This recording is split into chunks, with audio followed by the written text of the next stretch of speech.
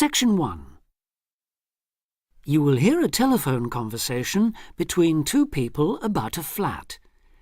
You will see that there is an example that has been done for you. On this occasion only, the conversation relating to this will be played first. Hello, this is Simon Marshall. I spoke to you the other day about renting flat 3A. Oh, yes. Hello, Simon. What can I do for you? Well, there are a few health and safety things I'd like to run through if that's okay. Yes, fine. Right, well, the first thing, bearing in mind it's quite an old house, is whether there's any damp. I'm thinking here of the exterior walls and the floor. Well, I've never known any problems with damp there. It was all right last time I checked, certainly, though that was before the recent wet weather. I'd better have another look and get back to you on that. The woman says she had better have another look. So the answer is B for maybe. So B has been written in for you. Now we shall begin. You should answer the questions as you listen because you will not hear the recording a second time. Listen carefully and answer questions 1 to 6. Hello, this is Simon Marshall. I spoke to you the other day about renting flat 3A. Oh, yes. Hello, Simon. What can I do for you? Well, there are a few health and safety things I'd like to run through if that's okay. Yes, fine. Right, well, the first thing, bearing in mind it's quite an old house, is whether there's any damp. I'm thinking here of the exterior walls and the floor. Well, I've never known any problems with damp there. It was all right last time I checked, certainly, though that was before the recent wet weather. I'd better have another look and get back to you on that. OK. Now, the next thing is the gas supply. Do you have a safety certificate? A current one, that is? We do. All the gas appliances have been checked by a registered engineer. Yes, I was going to ask about that. When did they actually do the inspection? Let me think. They sent an engineer to check something early last year, but no, that wasn't the inspection. Oh, I remember now, it was in the spring. In fact, I've got the certificate here somewhere. Yes, that's it. March 22nd, so it's just over 5 months ago. And the electricity, when was the last time all the wiring was inspected? I know it doesn't have to be checked as often as the gas, but it's still important, especially in older properties. As it happens, we had an electrician in when we redecorated flat 3A. If he looked at everything then, he would have charged us for it. I'll find the bill and check it if you like. Fine. And when was that? The decorators finished just before Easter, so that would be about 18 months ago. Just one more point on the electrics. Are there enough plug sockets in the flat? It depends what you mean by enough, really. Well, I've got quite a lot of electrical things. Computer, radio, lamps, kitchen appliances and so on. And I'm wondering whether I could plug them all in without having cables trailing all over the place. I think there's one per room. That's fairly normal in older properties. I'll take that as a no then. All right. Now, another safety point. Is there a smoke alarm? Yes, there's one in the kitchen. And is it in good working order? I'll have to try it out and let you know. Right. Now, you mentioned the previous tenants. Do they, or anyone else who's lived in the flat, still have keys to the door? We're very strict about that. Everyone has to hand back the keys when they leave or we don't return the deposit. And those in 3A have always done so.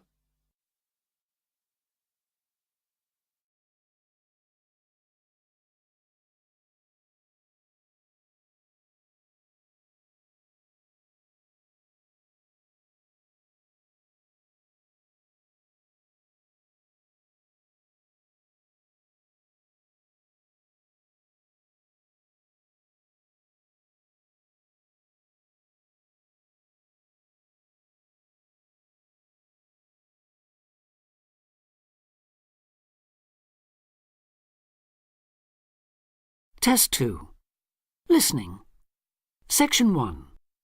Now listen and answer questions 7 to 10. OK, now there are a few other practical details. Firstly, you mentioned a room where people can leave things like suitcases and bags and things. Where exactly is that? Is it next to 3A, which I take it is on the 3rd floor? Well, the apartment's on the 3rd, yes, but the storeroom's a little way away, just past the 2nd door to the right. Under the stairs, in fact. But it's on the same floor, isn't it? Yes, it is. Fine.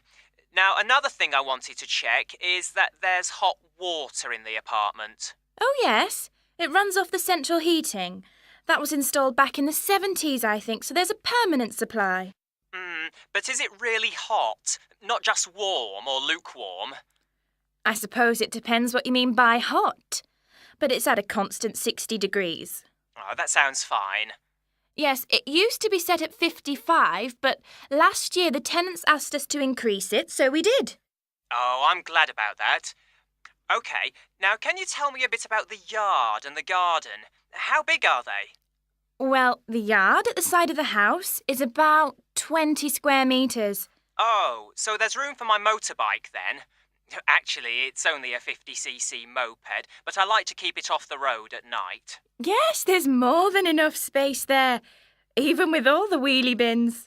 And the garden? That's much bigger, about 150 square metres. Who looks after it, by the way? Old Mr. Collins. He's almost 90, but he's out there every day. And the last point, the TV. What size screen is it? It's 70 centimetres wide, I think. No, sorry, that was the old one. This one's 80. You can get 90-odd channels on it, so I'm told. Really? So there's a satellite dish on the roof, is there? No, it's cable TV here. It doesn't cost much between everyone, though. That's very interesting. OK, thanks for your help. I'll be in touch again soon. Thank you. Bye for now. Bye.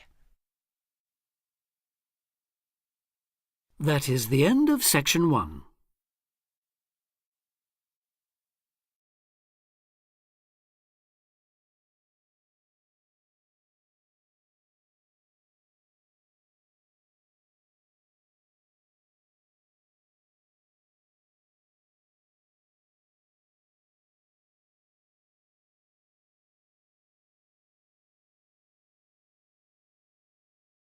Now turn to Section 2. Section 2. You are going to hear a guide named Matt who is introducing their trip in Wildlife Haven. Now you have some time to look at questions 11 to 15.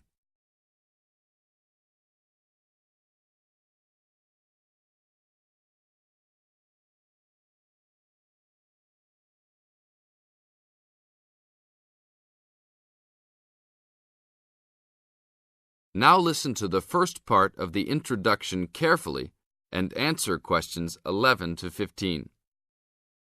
Well, good morning, everybody. My name's Matt, and I'm one of the 3 guides here at Wildlife Haven. Our job is to make sure that you all have a great time here with us and go home feeling happy and relaxed. As you can see, we're away from the city in a remote area between a national park and the sea. To encourage you to relax, there are no radios or TVs, and the only phones and newspapers are in the office. So, if peace and quiet is what you've come for, this is the place to be. From your cabin on the hill, you'll find you have the national park behind you, and you can look out from the sea from your front balcony. Your luggage will be unloaded from the bus and taken to your rooms in a few minutes. Once you have picked up your key at reception, please locate your room and check that all your luggage has arrived. The daily program here at Wildlife Haven is flexible and only as demanding as you want it to be. You should each have a brochure setting out the facilities and various walking tracks you can take.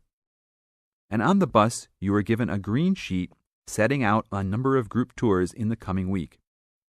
If you want to join any tour, just write your name and room number on the relevant sheet along the wall here. Tomorrow, there is a Beachcombers and Rock Hoppers tour exploring marine life in the rock pools along the beach. Or, if you'd prefer to go inland, there's a guided forest walk that takes you off the walking tracks. If you want to catch some lunch, you could join the beach fishing expedition. And at night, you'll see there is a moonlight forest walk that leaves each night at 7 p.m. So there is plenty to choose from at Wildlife Haven, and of course, that includes just sitting on your balcony watching the waves roll in.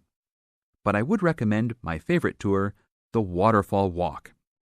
This departs at sundown each day and also provides the opportunity to have a moonlight swim.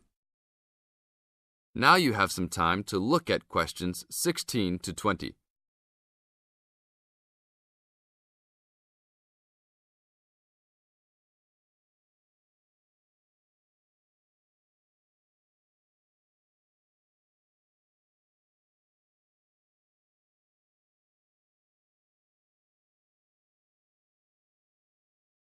In the second part of the introduction, you are going to get some advice from Matt.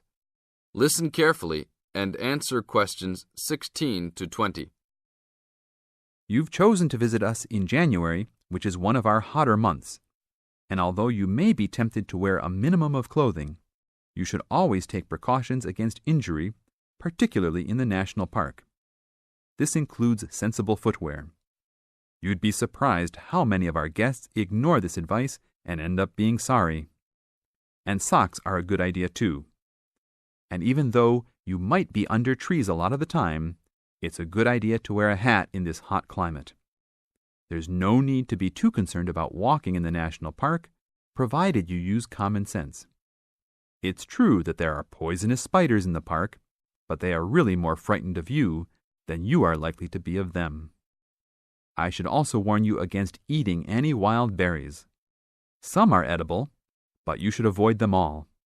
We'll provide all the food you can eat. Well, that's about all for now. Dinner is from 6 to 8 p.m. in this building. This is the end of Section 2. You now have half a minute to check your answers.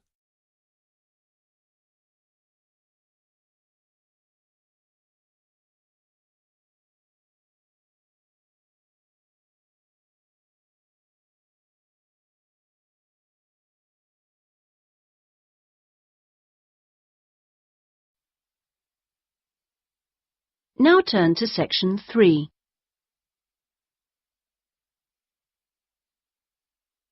Section 3. You will hear two friends discussing a course they have just done. First, you have some time to look at questions 21 to 27.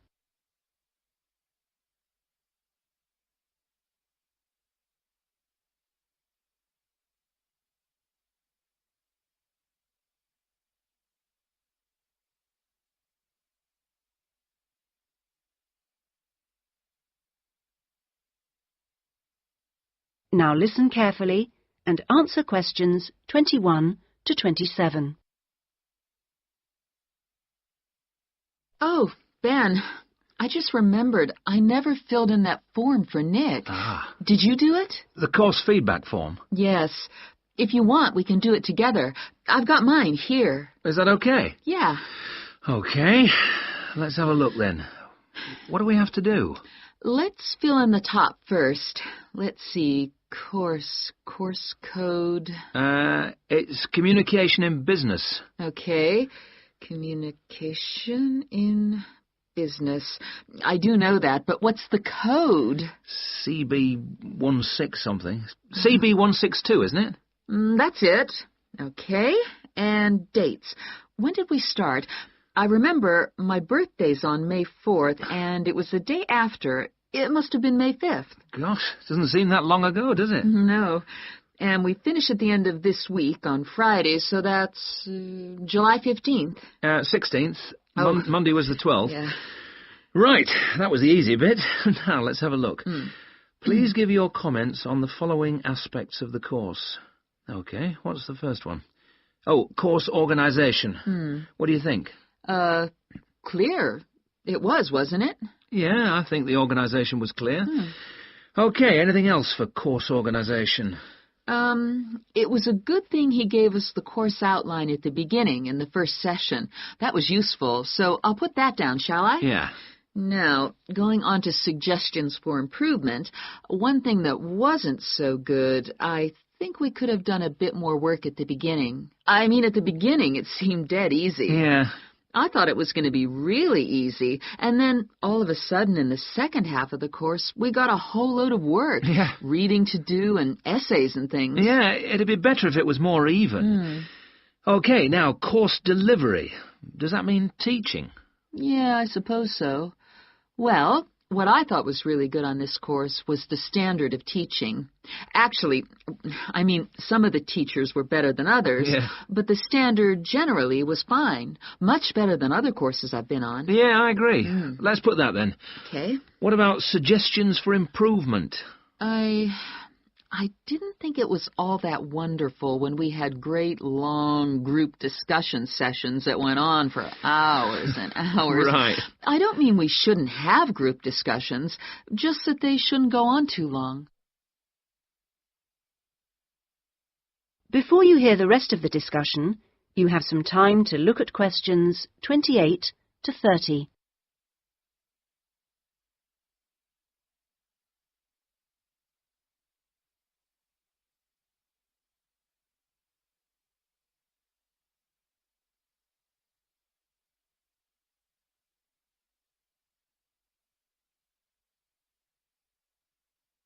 Now listen and answer questions 28 to 30.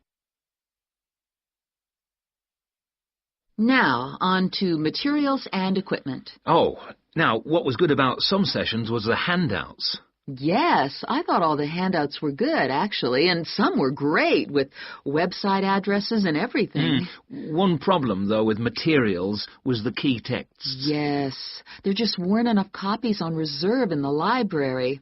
And if you can't get the key texts before the session, how are you supposed to do the reading? Yeah. And not enough computers. You have to wait ages to get one. Okay, testing and evaluation. Well, I don't know. It's hard to say until we've got our written assignments back. Oh, don't talk about it. I only got mine in yesterday. It was a real struggle.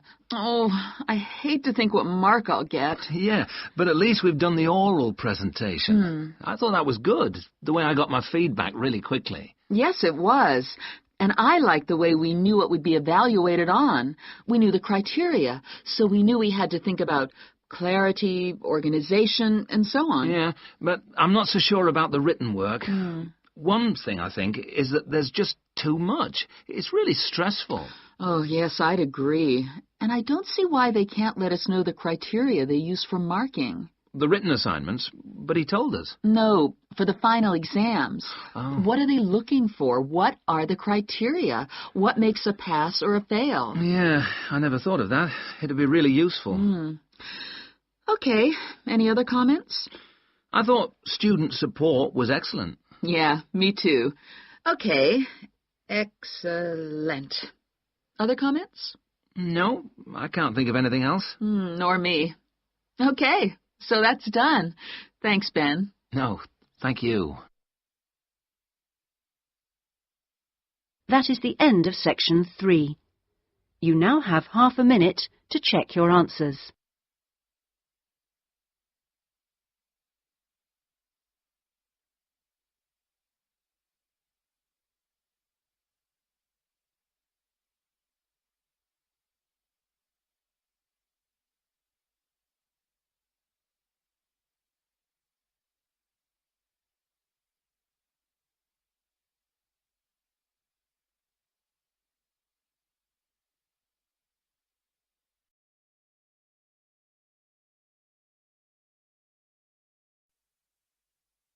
Now turn to section 4.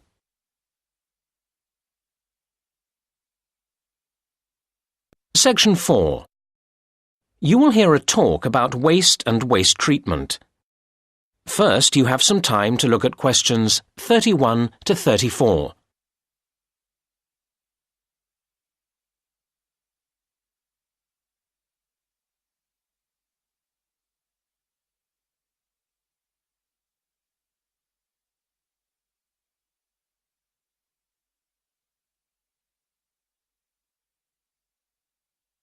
Now listen to the first part of the talk and answer questions 31 to 34. Good afternoon, everybody. Today I'll be talking about the issue of waste, which has become an immense problem in today's society. We face huge challenges in terms of reducing its creation in the first place, and then in dealing with it when it has been created. Now, the model of nature would be our ideal, a completely cyclical system in which no excess waste is generated that can't be processed by itself. However, we humans have proved, despite our apparent intelligence and ingenuity, quite incapable of achieving this. Where did it all go wrong? We have evidence that in ancient Greece and Rome, governments operated municipal waste collection, and a huge Stone Age mound was identified some years ago in Norway as waste disposal. So we can see that people have been generating waste for a very long time indeed. However, during the Dark Ages, sophisticated municipal waste processing disappeared. The medieval answer to waste was to throw it out of the window. But this waste, apart from broken pottery and a few metal objects, was largely organic. This meant, of course, that it was quickly absorbed into the environment by the natural processes of decay. However, many concerned people, such as doctors, claim that this created health problems, although it wasn't until science produced convincing evidence of the connection between rubbish and disease that governments began to see the importance of dealing with the problem effectively. Unfortunately, their response has remained slower than the generation of waste. It is very hard to deal with waste that won't melt into the environment, as so many of our modern consumer goods won't. And that's why the invention of plastic has caused the worst headache for the environment. It's more than nature can deal with. Now you have some time to look at questions 35 to 37.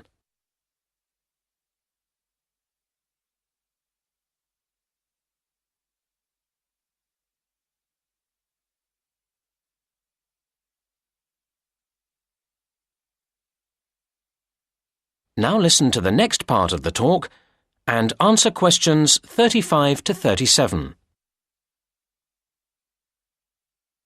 In order to address the root of the problem of waste, we need to think about what has made the quantity of waste accelerate in growth. I'd identify three main reasons. As many countries became industrialized, we saw the advent of mass manufacturing.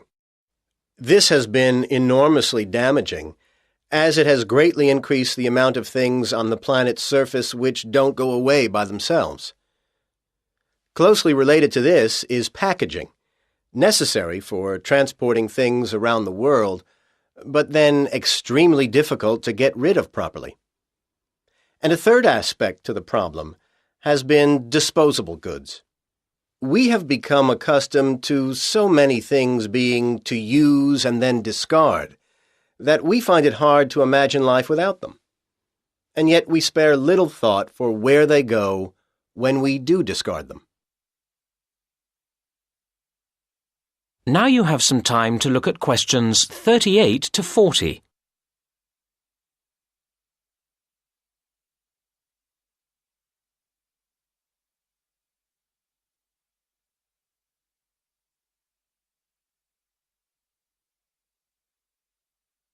Now listen to the rest of the talk and answer questions 38 to 40.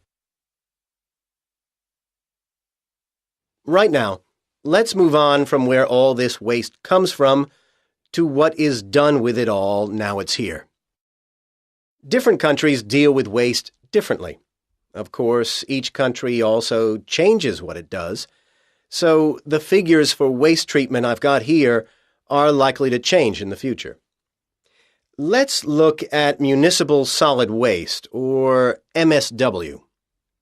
MSW is important to consider because it's effectively a measurement of consumerism, how much waste people produce that goes beyond the absolute basic requirements in life to eat and drink. One of the main ways of dealing with MSW is incineration, burning it. This is adopted variously around the world. The UK burns relatively little waste, as does the US, while Denmark burns about half of all waste, and Japan uses this method for as much as 3/4. These are broad brushstrokes, of course, because an important issue is how efficient and clean the burning process is. Another major form of waste treatment is using landfill sites, basically burying the waste in the earth. Currently, this method is the dominant process used in the UK at over 80%, and is also heavily used in Germany and in the US, while densely populated and mountainous countries such as Switzerland and Japan dispose of relatively little this way. A third and much better way of dealing with waste is to recycle it, turning it back into more things we need. It must be said that much depends here on whether further waste is generated by the recycling processes themselves. The UK and Japan have rather poor records in recycling, while Switzerland tops the table in this respect, and reasonably impressive levels are achieved by Denmark and Germany. I really hope that if we all gathered here again 10 years from now, these figures would be much higher. Time and a lot of effort will tell. That is the end of Section 4.